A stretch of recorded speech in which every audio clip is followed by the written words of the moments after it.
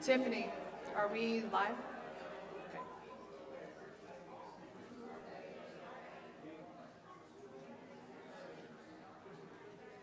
I'll do that.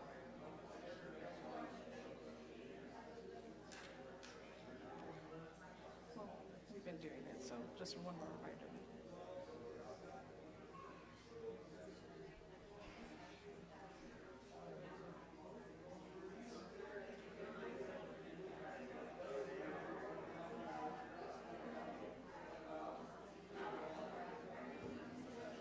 All right, now we're ready. Well, thank you for such a nice turnout. I thought it would be the leadership team and maybe 10, 12 other people. No, we got a nice turnout. I'm Dave Cornwell. I am now chairman of the leadership team. We had a meeting early January. Actually did a Teams call. I think it was more due to the weather than anything. And we got some things decided there. But before we start, I'll start us in prayer, so if you want to bow your heads. Heavenly Father, thank you for this day. Thank you for this church. Thank you for the people that attend, and we pray that we can, moving forward, in a community of Methodist people, that we can provide for our community and our members a safe place, a warm place to worship you. As we know, in your will, that it is up to us to fulfill those duties. We ask these things in your name. Amen. Okay. So, move on to my agenda here. The leadership team is here. I don't know that we need to introduce them. But the finance team, as a group, work together. I got to start with 2023. A year ago today-ish, we approved a deficit budget of $53,000 plus. Okay? Sound like a big number, sound like which way are we headed here? I just would like to report that we finished the year with a $28,000 deficit. Now, we didn't cut it quite in half, but it was a lot better than we had hoped, or not that we'd hoped, but better than we'd hoped. And moving forward in 24, we have now approved again a $57,000 deficit for this year. Okay, I get to bring the gloom and doom, but again, we pray and we hope that we can come in under that number again. We did have I'm going to call it an endowment from the conference. We have not earmarked the money as of yet, but a $28,000 endowment came into the church, and again, we're kind of here for the building, for the new roof, and we did not put it in that fund yet. It's just sitting in our bank account, and we'll see how this fundraising campaign goes and what we need to do with that $28,000. So could I just share a little bit about that money? I've got my own mic. I'm special that way. The money that came in from the conference, earlier this month, I was at a conference event, and our DS, Rebecca Chubbs, pulled me aside.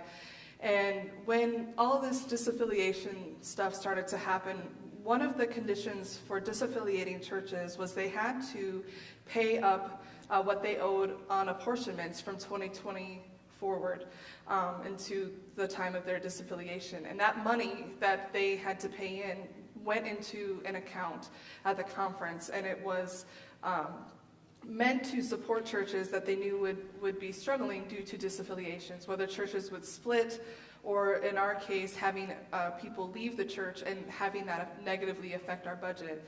And so that money that we are getting from the conference is coming from that fund, recognizing what we've been dealing with, and it's equal to the direct bill for pension and health flex. And so it is the same amount as that, and that's what they used to determine how much that they were going to give us this year, and that turned out to be $28,000. So I just wanted you to be aware. It's not something we applied for. It's something the conference had put into place, and then through the work of our DS knowing us and having those conversations, she was able to advocate for us to get those funds. So, All right, very good. Dan? How did we pay the deficit that we had last year? We were short $20-some thousand. How did we pay off that money for 2023? Mark? We had money in reserves in our savings and whatnot to help with that. Yeah, we had money in our savings account, memorial funds, different things that paid that off. And I was gonna share that again. We still have money in the bank, we still have a savings account, and any figures, I don't have those figures in front of me. Diane is our finance report, she can get those for you if you need that, but yeah. We still got money in the bank, we've got the endowment that just came in, so no, we're not broke. Mark? Is that endowment one-time monies or, okay, so we can't expect it next year? The endowment is, yes, one-time money. So, with that said, we're not broke. We do have the thermometer downstairs with the campaign, the fundraising campaign for the roof on the screen, and that $100,000 is where we're projected to need to get to. We did pay for the materials for the roof already, and well, we don't have them, but we paid for them because we could save a considerable amount of money if we did it in 23. So we did make that decision. And so going, as bad as $100,000 might look, I don't think it's quite that bad. But with that said, at the leadership meeting earlier this month, we started throwing out fundraising ideas, and we have those written down, and that's what we're going to kind of open up right now. If anybody has ideas, and if we talked about it, fine, we can talk about it again. If you have new ideas, because we got to get to that 100,000. Our goal is July 1 to have this money raised by, because the roof itself should be done as soon as the weather breaks and we get started on it. So yeah, we'll be able to pay for the roof at that point. So anyway, that's where we're at right now as far as fundraising ideas. Anybody that has any ideas they'd like to share with us, this would be the time to do that. I can talk to some of the ones we've talked about. A pancake feed is one. We're going to do the citywide rummage sale. We'll have a rummage sale out here in the parking lot, and that'll be fairly inexpensive as far as advertising. I think we can just get on their list, and so save all your good stuff for our rummage sale. And I've heard people we'll have clothes racks, and I've got a few things I got to get out of my garage. So those things that you don't need anymore that are of value, we'll have plenty of room to put those out in the parking lot. So let's see, I didn't write them down. Mark? As it relates to the roof fund, obviously $100,000, a lot of money trying to raise. If somebody wanted to give up 15,000 over a 3-year period of time, 5,000, 5,000, 5,000. We do have money to take care of the 100,000. I mean, if we want to put the church in dire need or the need of additional funding, if those pledges were extended out, is that correct? That is correct. We do have money available.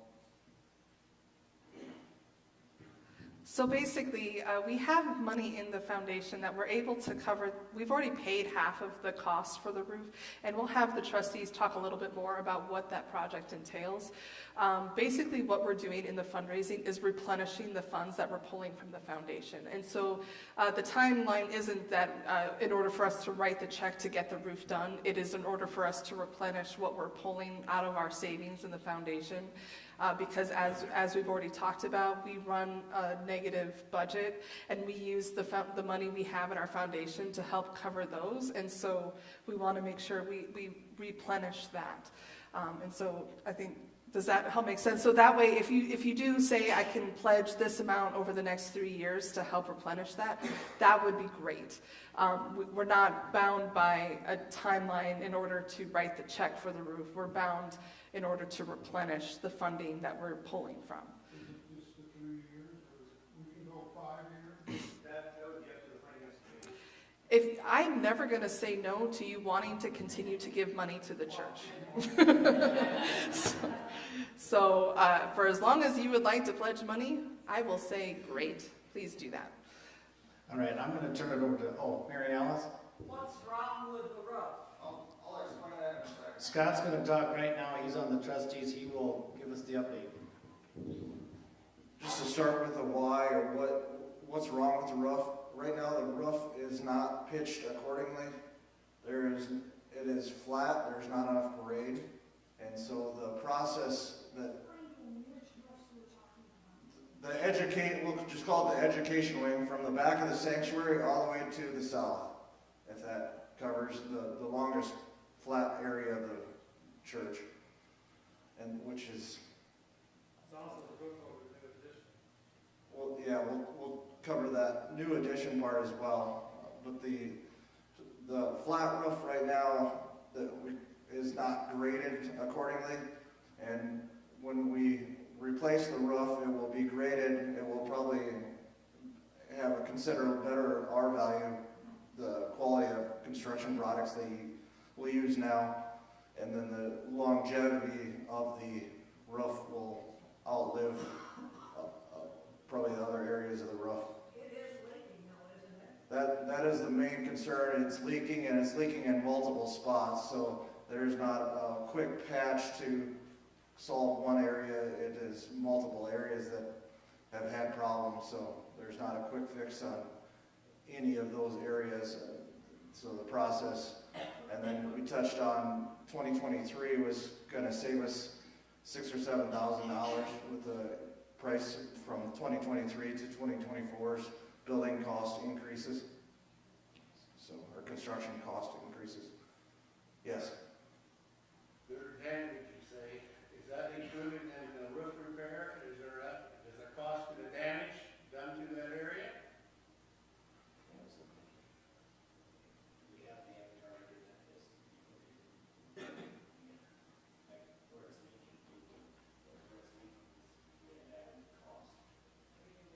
I don't believe so. The way that the roofs or commercial buildings made, I don't believe that there is damage that, I guess it's unforeseen too. Once they pull that decking off, we'll have to address if there is something that needs to be addressed, but that'd be a question that we'll have to. So that might be an added cost? If it is, I don't think it's going to be very much. So, but there's probably surprises that we'll not know until, and to what extent I don't know either. So.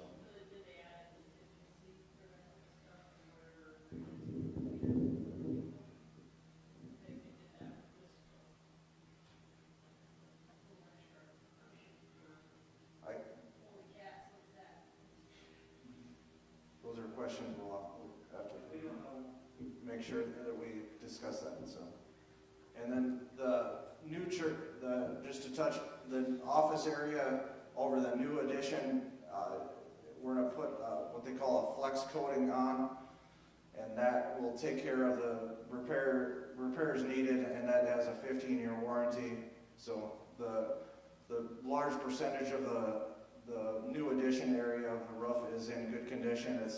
The coating will take care of areas that are water's coming through in spots. If you've seen wet ceiling tile or that's to some extent that when we did this roof, it created some problem areas from that material ladders and construction material being set up on the new office area from 2005 or 6, whenever the new addition was.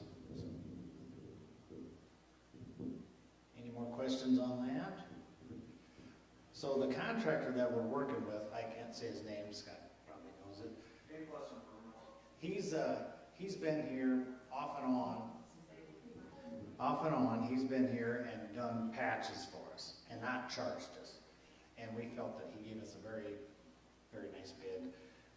So we're gonna, we just decided to stick with that guy, and, yes. Is he bonded? Well, I believe he is, but I don't know that for a fact. A Plus Improvements is the company. Did anybody check that out? They're bonded and insured, yes. They are bonded and insured, yes. So, okay.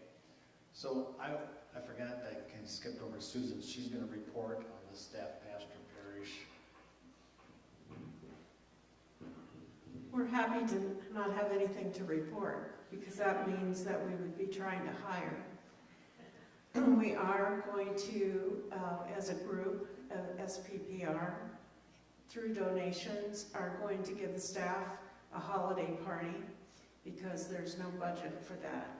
So we have the donations to do that as soon as the weather cooperates. I would also, as a part, not from that, but something else I told Dave I'd like to remark about.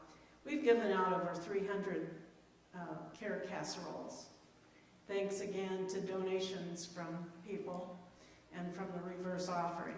And we're going to cook tomorrow, and I'm not sure exactly how many we make. We try to make between 30 and 40 at a time.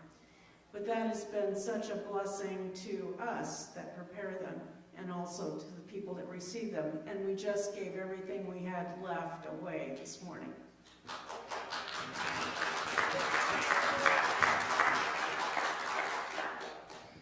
So I would have the leadership team stand up, please, right now. Everyone on the leadership team. So in our meeting, early January, we got together and we said, hey, next week we want to drop off our pledges for the roof fund, okay? And I don't have an exact number, but I know it's in plus of $21,000 that the leadership team has already pledged for the new roof. So for that, thank you, leadership team. Okay, so I think we're to the point where I don't have my notes in front of me. For these fundraising ideas, we were throwing them out, just coming up with ideas. Again, the Christmas cakes, I think we're going to try to do. One of the other ones that we have in process is the Dakota's Foundation has a builders club, if you're unaware, and that puts out 3 to 4 pleas a year for different projects. So we've applied, and hopefully we can get to be one of their projects. The builders club recently helped with a roof on a different church, so we're within the kind of realm of the work that they do. When I was in Beersford, we did a pledge with the Builders Club at the church there, and we brought in like $16,000, and so that's one of the areas that we're also pursuing for the roof.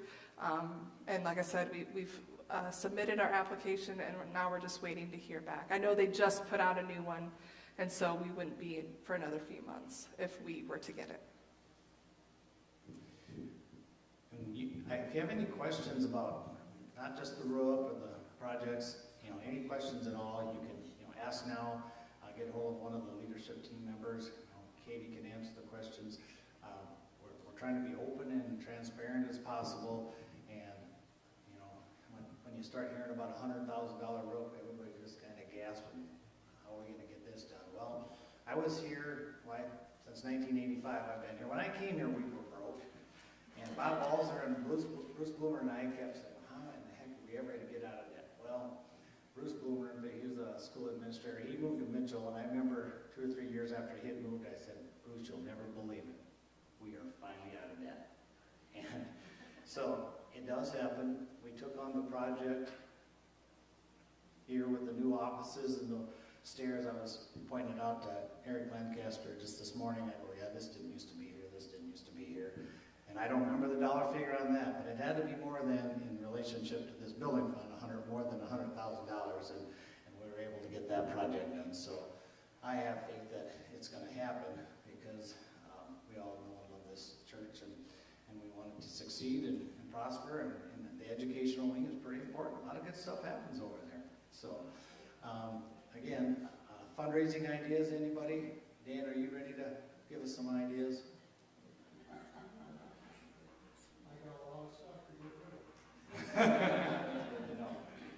Dave,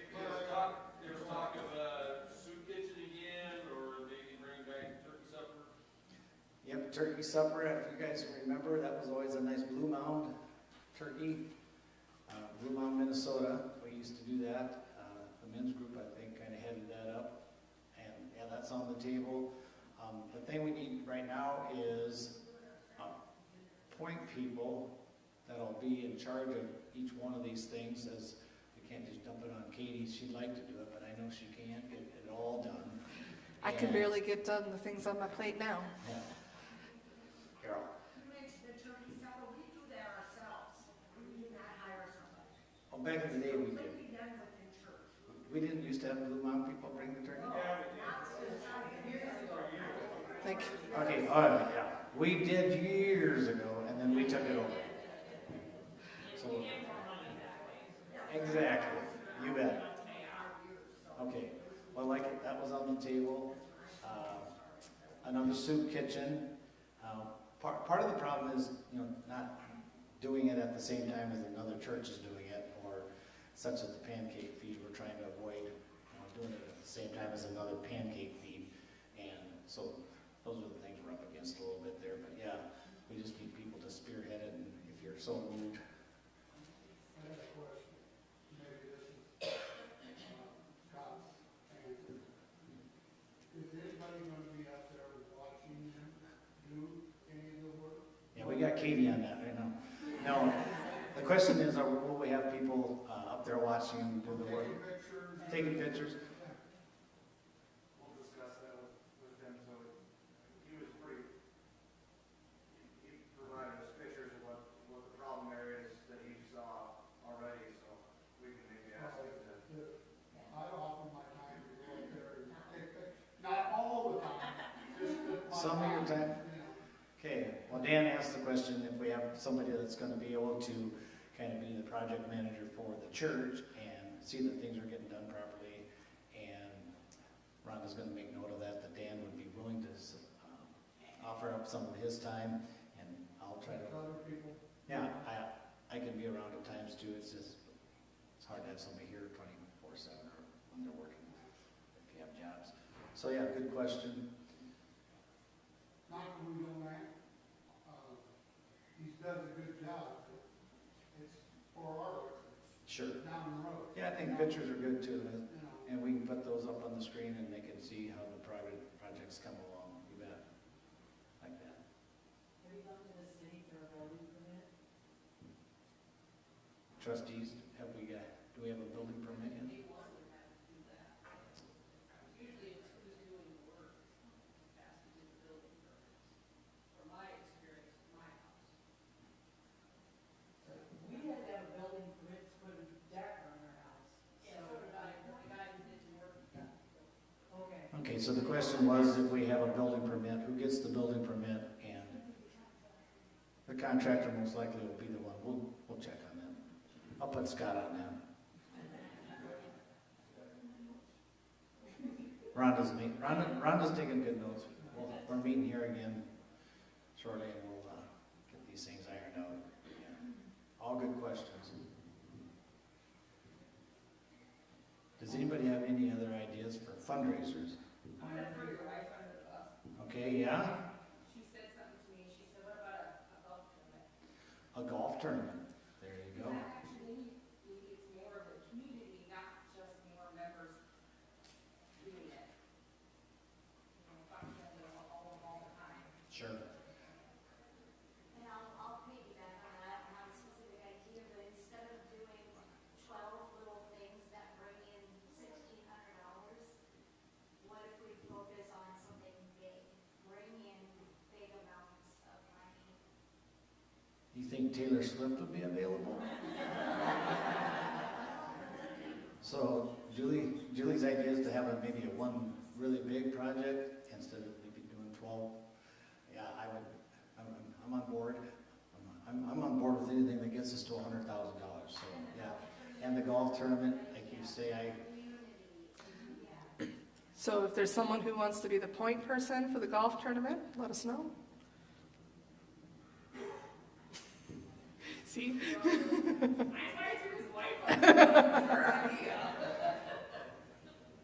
That's the big thing, and we love the ideas, but it has to come down to we have to have someone who's willing to kind of take charge on it and know that you will have support. But that's the big thing for any of these ideas is someone who says, yeah, I think I can help make that happen. So. If you're considering deal of some type, I do know that election day is a good profitable day to hold a fee. So it was suggested that election day would be a good day to have a feed of sorts, maybe turkey. They're all getting elected, right?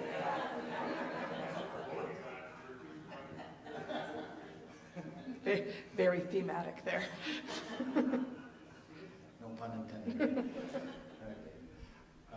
As far as the agenda, I keep brainstorming because there's no fundraising idea that we don't want to hear about. And also, if you have other questions of the leadership team or of me about things that are happening in the church, this is also our time to hear from you if there's questions that you have.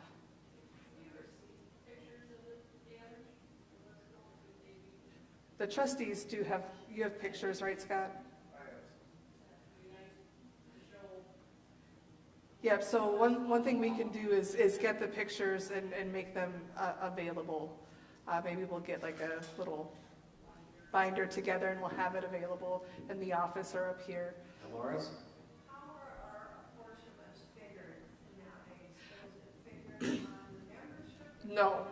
The apportionment formula changed about a decade ago, and now our apportionments are based on what we take in that is not designated to like a project or something. And so it's no longer based on our membership.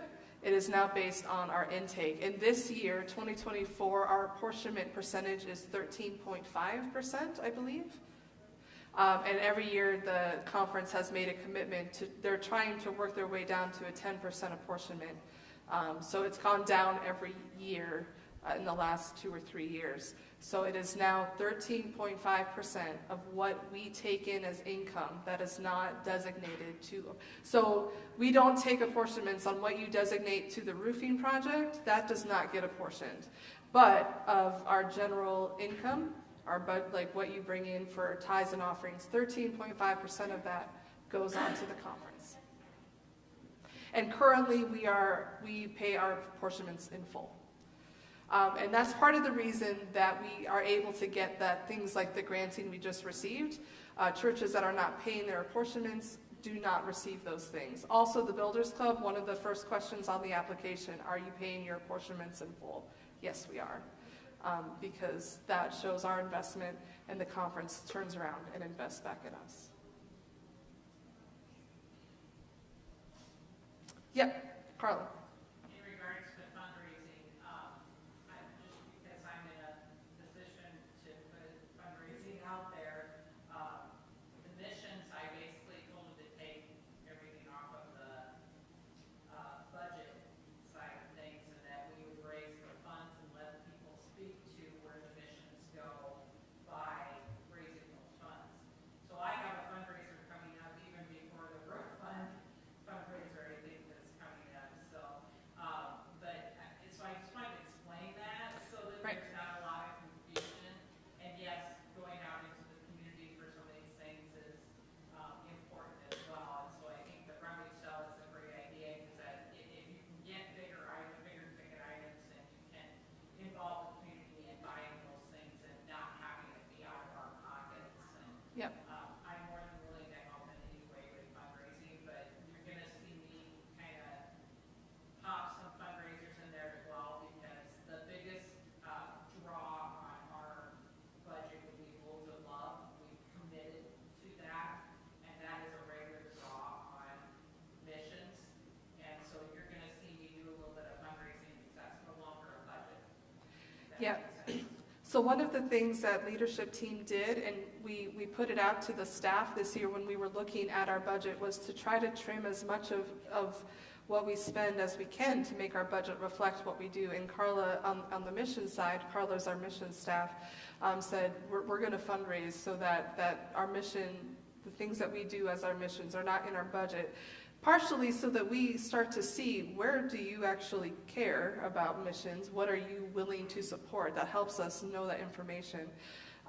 But that was another way that we were looking at the budget that we approved this year really is about as streamlined as you can get. So one of the difficult conversations we're going to have moving on forward this year, and as we do more town hall meetings, is if we are not able to raise our giving level this year and look at that, we're going to have to talk about what it looks like to lessen our budget. And really the only area we have left to cull is staffing, which we don't want to do. But it is something that we're going to have to talk about this year. And so just know that we have twin goals this year of increasing stewardship, but also know that we've worked really hard. And I want to give Diane and Mark Mooney a lot of credit in doing a lot of that work and helping to really trim our budget. And so even our deficit is a deficit that is from a very trimmed budget. We do not spend money help me out here, superfluously. It's a word, I'm just not saying it right. Superfluously. There it is.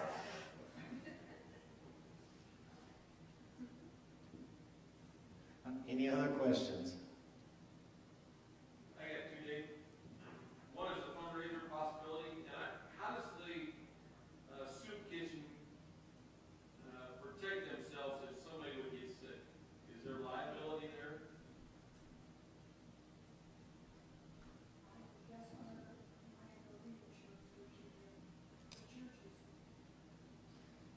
Probably.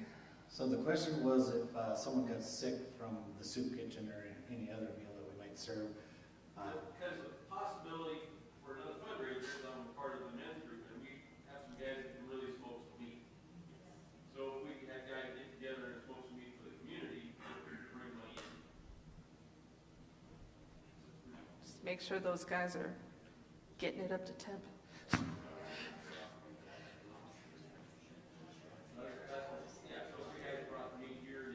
Yeah, I can't imagine that it would work any different than any of our other potlucks or any time that we do any of that same liability exists. And so, but I guess that would be a good question for insurance and also, I think, a great fundraising opportunity. Well, speaking for the Men's Night Out group, our guys that cook brisket and different things, they do a wonderful job.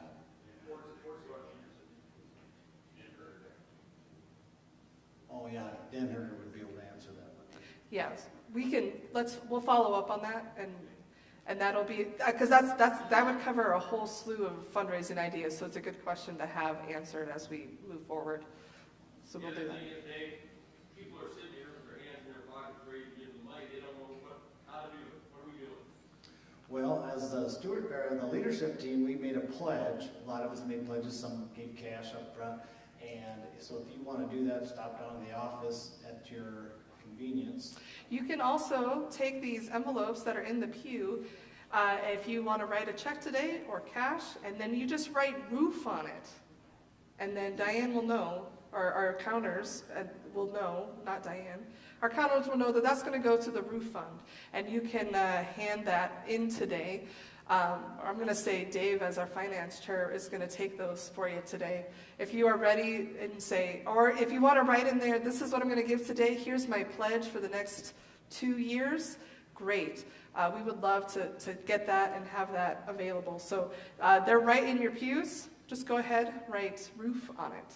Be sure if you're going to make it for 2 years or whatever, you write that on the envelope also. Yep. And make the check to the UNC, not to roofing. Yeah, don't write the check to roof, write it to First UMC. Just write on the envelope roof. So those of you watching online, Ken Birch, you can make your check payable to the United Methodist Church, and you can just send it to us, and that would work just as good as anything. We'll also put in our Vanco an option for giving toward the roof. So if you are a Vanco giver, you can go into that and give one-time reoccurring gifts, whatever you like there. So write new roof in the memo so we know that it goes to that. If it doesn't have roof on it, it's going to our budget, which also needs support. So either way. Is there request to the congregation for this very same thing rather than just the listener? Yes, today was the main day to try to get out the information, particularly on what's going on, but we will be talking about it for the next, you're going to be tired of hearing about it. But yes, this request will be made to everybody. Carolyn had a question. Well, I'm wondering, there's talk about fundraising opportunities, and I enjoy the suggestion that was made about like smoking meat and maybe something barbecue related, but is there an opportunity maybe for us to piggyback off of events in the community that we know are already attended by community members? For example, like the music at the Meridian during the summer, would there be an opportunity for us to have, because I know sometimes they have food trucks that show up at those events. Maybe that's a place where we could give permission to come in and sell something. Yeah. Also, would it be a thought to figure out like a square footage dollar amount that you can put out to everybody so that they can feel like, okay, I can write a check for this much square footage? I mean, it gives you, kind of gives you a figure to calculate off of and feel like I helped you out. Yeah, I would say that's a finance trustees I project right think there. Scott probably has that figure already figured out. What is it per square foot? 100,000 divided by? My son told me last night that it's now $325 a square foot for building. Well, that's a good place to start. Yeah, I don't know. $325 a square foot? For building material. 325.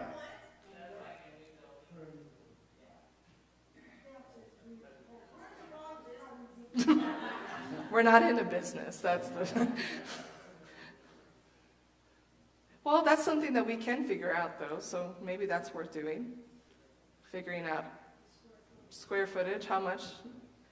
Maybe if you are regularly a part of a class, maybe figure out how much of that roof your class is a part of and work on that. Yes. Has anybody given a report of our 605 and where our finances are with that? You mean as far as like the meals and... The question is a report on 605 and where our finances are with that. Diane might know best as far as money available. We did receive a grant at the start of the year that we split with Food for Thought because it was supposed to be a community church cooperation grant sort of thing. And so that was a $1,000 grant total, and half went to Food for Thought and half came to Meals for 605. So I know that money is available, and I don't know beyond that.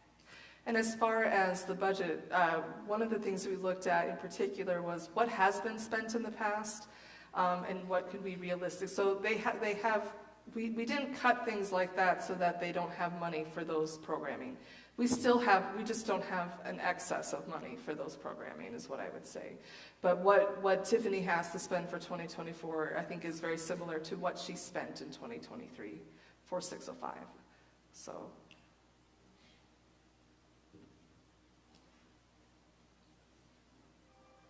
Any more thoughts, comments, questions?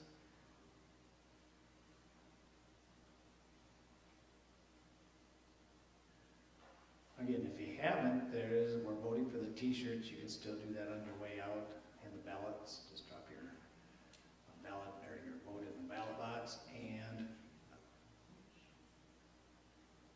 anything else that anybody can think of? Well, seeing as how we didn't do our mission statement at the beginning, we're going to do it now at the end. All right. So it should be on our board. This is the vision. Okay. A Church of hope, healing, and belonging that loves and serves all through the power of Christ our Lord. I got one other thing, Dave, I just want to announce. In April, about the middle of April, at Lake Ponce, they're having another walk to Emmaus, the spiritual retreat. Anybody So if you didn't hear that, in April, they're doing a walk to Emmaus at Lake Ponset. It's a spiritual retreat. Bob's going to be a part of it. And if you're interested in that, you can talk to him. Bob, let's also maybe get information to put in the bulletin about it as well. Awesome. They're still getting organized, so I don't Yeah. have much available, but I can tell you what I know from past experience. So once we get more information, once it's ready, we'll put it in the bulletin and then in the newsletter as well. So if you're interested, look in those places. All right, and then our last vision statement is to Inspire all people to seek God, grow in their faith, discover their purpose, and serve others to make a difference. With that, we'll conclude. Thank you for coming. Thank you.